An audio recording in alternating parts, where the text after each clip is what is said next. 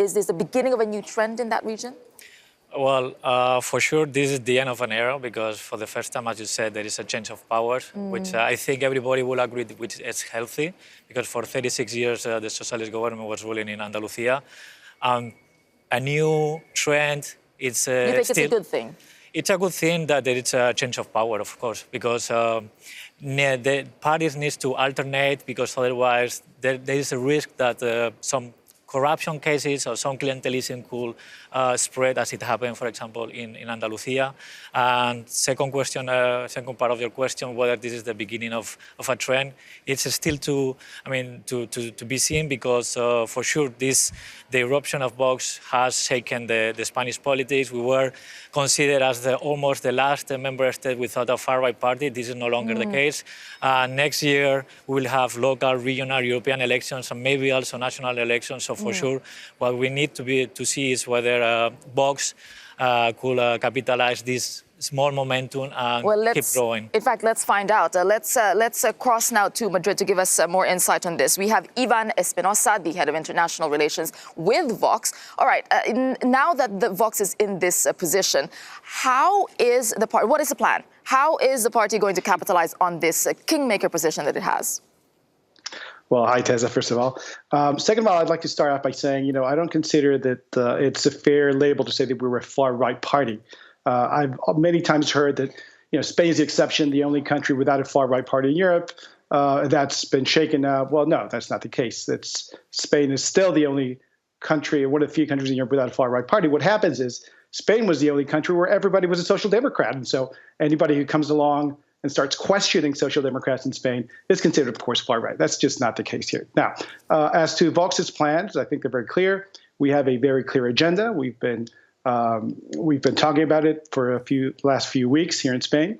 And we're going to be supporting a government which we're not going to be a part of, which we're going to be auditing very closely, which we're going to be watching very closely to make sure that they put in practice at least the ideas that have been agreed with us that will be put in practice. For instance, we will be helping lower taxes. We'll be supporting families. We will be making sure that immigration takes place according to the rule of law, not just people coming over with no rights whatsoever, just showing up and staying here forever. We will be making sure that there's less political spending and more spending on the things that people are actually asking for: better education, greater freedom on the side of families. All right, to so decide which schools their children will be taken to. Will you use your position to stop any progress on something you do not like? You think you're going to use that to your advantage quite a lot then? Well, of course, we'll be using all the power we have to the advantage of the 400,000 people who voted for us in Andalusia, to the advantage of the ideas that we're upholding. That's very clear. We don't expect to have all of our agenda being put in place. We only came in fifth. We don't have the power to put the whole agenda in place. We're not going to be part of the government. But the government has committed to a certain number of things with us, which will be making, very sure that they're put in practice. Yeah, very quickly. Did you have to backtrack on, VOX's wanting to repeal domestic violence legislation? Also, so that was one of the main things that it was put forward. Did you have to backtrack on that one? No.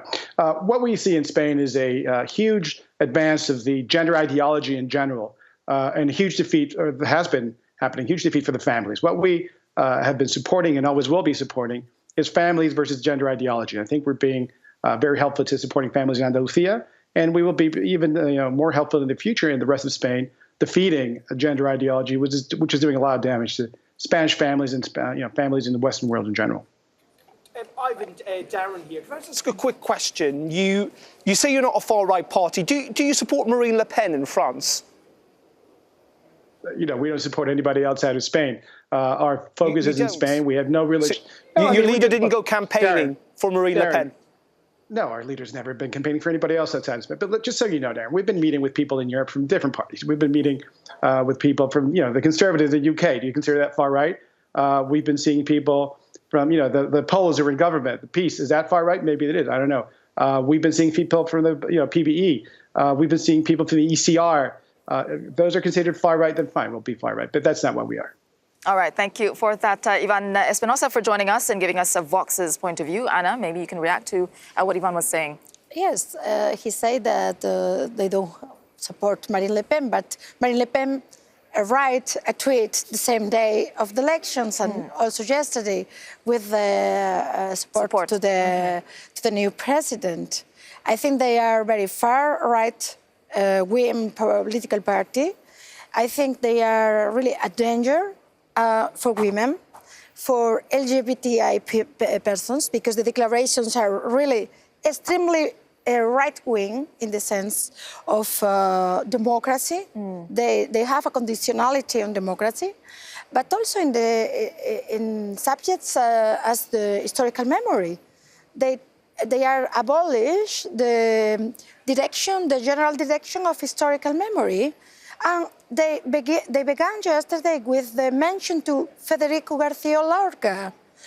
Federico García Lorca is still on the earth, and we don't know where he is, and it's quite impact speaking about a person. So also in the rights, also in the education, in this question of ideology. What is ideology? Is the left or the center ideology? They are against that. But yeah, so I think going back to your point on, okay, this is a good thing that there's change, but at the same time, they do have the power with their 12 seats to not allow any progress on certain maybe democratic issues, or, that's a danger. Yeah, for sure. I mean, what it's a danger is to, let's say, let some parties to condition the national agenda or the regional agenda in this case, when the minimum consensus when it comes to equal rights or the protection of certain communities, the LGBTI community, or gender violence. Migration. Migration. And also, I think migration is becoming, it's already a very hot issue in Europe. The main port, I think, is Andalusia, right? Yes, it's the rival. And it's true that last year Spain became the main entrance with 50,000. I think what I understand about VOX and why it makes it interesting, you're right, it seems to be part of this wider populist movement across Europe, focusing on migration, which is becoming a bigger issue in Spain because it's become the main thoroughfare now for migrants into Europe. And it plays very much on that cultural, historical reference that we see elsewhere in Europe. In Spain, it's on Catholicism and on history. But also, my sense is that one of the reasons they've done well in Andalusia is because of the Catalan, Basque issue, that it is a Spanish issue. And obviously, given what's happened to the Popular Party on corruption, there's been an element of that. So, as always with these things, Tessa, it's, yes, part of a wider European trend, particularly on those issues of kind of cultural nationalism and migration, but also with local national issues at play as well. All right, Ivan has been listening, actually. He wants to come back and respond. So, Ivan, you can respond to what you've been hearing. Are you there? And one of the things I'd like to respond, which I've heard of, is that we're a danger for democracy. I mean, it's just appalling that people would sit down in that sofa, including you, Tessa, by the way, and just say those words. Why would a political party that has a support of 400,000 people, that's been supporting not just democracy, but the constitution in Spain, be considered a danger or a threat for democracy? You know who's a real threat for democracy? The fake news is a true threat for democracy. Those people sitting there from the far left saying that we're a threat, those are the people who are threatening democracy. Those are the people who are actually threatening Western values. Why don't you want to be called far right? Why is it such a big deal for you to say that you are not, that VOX is not a far-right party? Tessa, what's a big deal for us is to be called that we're threatening democracy. That's a big deal. And I've heard you say that. That's just unacceptable. It's unacceptable. Whether we're far right or not, we can debate on that issue. You can compare it to other parties in different parts of Europe. That's fine. That's part of the political debate. And that's not something that I would be especially appalled by. But some of the things that have been said there are just unacceptable. And I will never accept communists or green giving us democracy lessons. It just doesn't work that way. They've been having the upper hand for too long, and that's what's changing. And yes, we are a threat for them. We're a threat for the extreme left. We're a threat for the extreme radical feminists. Of course we are. Go ahead, Anna. But the question is that they put in question the domestic violence, the feminism, the historical memory, the education, some values that we have in all the state, a consensus. And they mention some issues that they are no acceptation by the general public and by the democratic consensus. Also, they use all the strategy in communication in fake news, and we know that.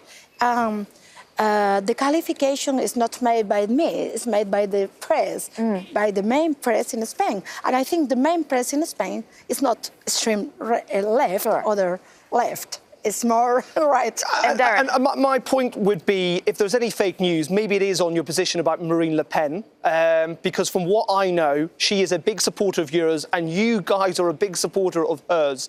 And if that is the case, then it is fine to describe you as a right-wing party. And second of all, what we know about democracy, Ivan, is that, yes, it is about, of course, representing the will of the people, but it is also, in European democracy, about protecting the rights of minorities. And some of your opponents would say that that is not what you guys are about. Well, you're absolutely wrong, Darren. And I'm sorry to contradict you and to contradict your preconceived ideas of what we are. But you're absolutely, completely wrong. And what was been saying on this sofa is absolutely different from the reality. So this lady was saying that we are a threat for the so-called law of historical memory. Of course we are, because that's a law written by the extreme left that says that you can only think in a certain way. And there's just one way to interpret the history. Of course we are. We have to support the freedom of thought and the freedom of speech. And we should be able to interpret history the way we like, not the way the left is right. Of course we are against a law that is considering all men to be a threat to women for the fact that they're men. All right. Of course, you're supporting victims of domestic violence. Okay, I'm afraid I'll have to. I'm afraid I'll have to wrap up this conversation. But thank you, Ivan, for jumping in there and giving your point of view. Indeed, we want to hear, all views, all voices. We can disagree. And thank you.